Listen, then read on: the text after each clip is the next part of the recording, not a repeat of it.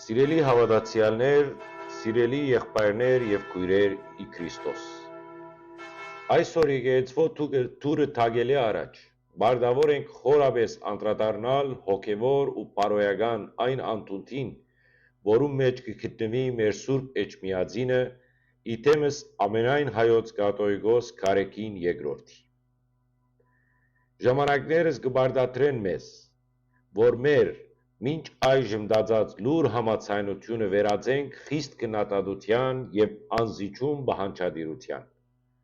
Չենք կրնար, այլևս իրավունք չունենք լրելու, երբ մեր եկեղեցվո գլուխը,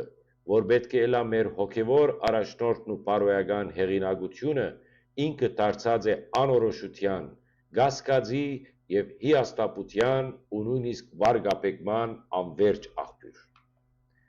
Մենք բոլորս լավագույնս կհիշենք, թե ինչ ըսած է Սուրբ Ավետարանի մեջ, այն հիմնարար ճշմարտությունը,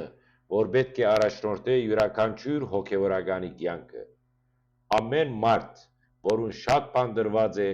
անգե շատ բան պիտի պահանջվի։ Այս խոսքերը առավել քան երբեք կվերապերին մեր կաթողիկոսին։ Անոր պաշտոնը բացառիկ, սրբազան և ահռելի պատասխանատվություն կդնե անոր ուսերուն, ըլլալու հայ ժողովրդի հոգևոր հայրը, մխիթարողը, ուղղորդողը, իսկ ամենակարևորը Քրիստոսի և Ավետարանի արժեքներուն անպասիր օրինակը։ Սակայն ցավոք սրտի, մենք կտեսնենք լրիվ հակառակ պատկեր, իրականությունը, որ կցավցնե մեր հոգիները և կսասանե մեր հավատքը։ Գարեգին Երկրորդի գործունեությունը և անոր դաժան հետևանքները։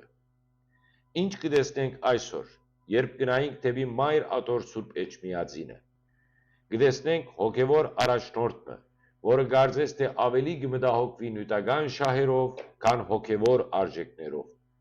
ավելի կշահագրգռվի աշխարհիկ իշխանության հետ հարաբերություններով, քան Աստուծո թագավորությունը կերտելով։ Կտեսնենք եկեղեցական համակարգը, ուր կոռուպցիոնը, ֆինանսական սկանդալները, պարոյական անկումը և անպատասխանատվությունը դարձած են ոչ թե բացառություն, այլ սովորական, անթագույց ու հաճախ նույնիսկ արդարացվող երևույթ։ Արդյոք սա է այն եկեղեցին, որուն համար Քրիստոս իր սուրբ կյանքը զոհաբերեց Գողգոթայի խաչի վրա։ Արդյոք սա է այն հոգևոր օջախը, որում մասին երազեցին մեր սուրբերը և նահատակները, որոնք արյուն տապեցին հավատքի ու եկեղեցու համար։ Ոչ և հազար անգամ ոչ։ Նյութականությունը հոգևոր արժեքներու փոխարեն։ Գարեգին Երկրորդի կառավարման օրոք Սուրբ Էջմիածինը կարծես թե վերածված է ֆինանսական կենտրոնի կամ աշխարհիկ կոռուպցիայի, ուր եկեղեցականները ամենաբարձրաստիճաններեն սկսած զբաղված են բիզնեսով, անշարժ կույրքի առուվաճառքով, աշխարհիկ հովանավորներու հետ կասկածելի գործարքներով և անձնական հարստացումով։ Իսկ ինչ դեր կխաղա այս բոլորի մեջ կաթողիկոսը։ Անոր լրությունը, թույլատվությունը կամ նույնիսկ անուղղակի մասնակցությունը այս գործարքներուն աններելի են։ Պարոյական անկում և վարկաբեկում։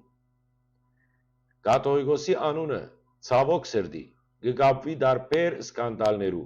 որոնք կվարկաբեկեն ոչ միայն անոր անձը, այլև ամբողջ հայ առաքելական եկեղեցին։ Մենք չենք կրնար ընդունել հոգևոր առաջնորդը, որուն անձնական և հրապարակային կյանքը հեռու է ավետարանական պատվիրաններեն, հեռու է սրբութենեն, ազնվութենեն և ճշմարտութենեն։ Հոգևորականը պետք է լա մաքրության, ազնվության և անձնվիրության խորհրդանիշ, պետք է լա աղի պես, պետք է լա լույսի պես իր շրջապատի և ժողովրդի համար, ինչպես կսե Մատթեոս ավետարանի 5-րդ գլուխը։ Անտարբերություն ժողովրդի հանդեպ և քաղաքական ներգրավում։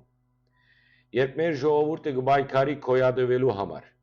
երբ մեր երկիրը կկանգնի դաժան մարտահրավերներու դիմաց, երբ հայ զինվորը իր կյանքը կզոհաբերե հայրենիքի համար, կաթողիկոսի կողմէ լռությունը, անտարբերությունը և հաճախ նույնիսկ քաղաքական կուսակցություններու հետ սերտ կապերի և թշնամական դիրքորոշումը անհանդուրժելի է։ Հովիվը պետք է իր հոդին գողքին կանգնի, մխիթարե, ուղղորդե եւ պաշտպանե, այլ ոչ թե բաժանարար գծերը ստեղծե կամ քաղաքական շահեր հետապնդե։ Իմ ոչխարները կլսեն իմ ցայնը, եւ ես կճանչնամ անոնց, եւ իրենք զիս կհետևին կամ կճանչնան, գսե Հովաննեսի 10-րդ գլուխ 27-րդ համարը, բայց մենք այլևս չենք լսեր մեր հովիվին ցայնը։ Այս ամենը հաշվի առնելով, մենք որպես Քրիստոսի եկեղեցու հավատարիմ զավակներ,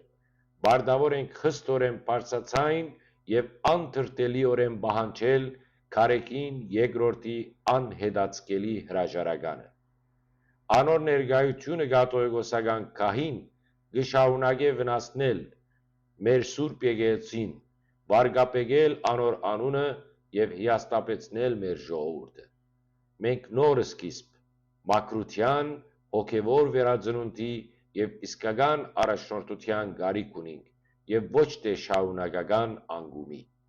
Թող քարեկին երկրորդը գիտակցի այն անտառնալի վնասին, որ պատճառած է եւ կպատճառե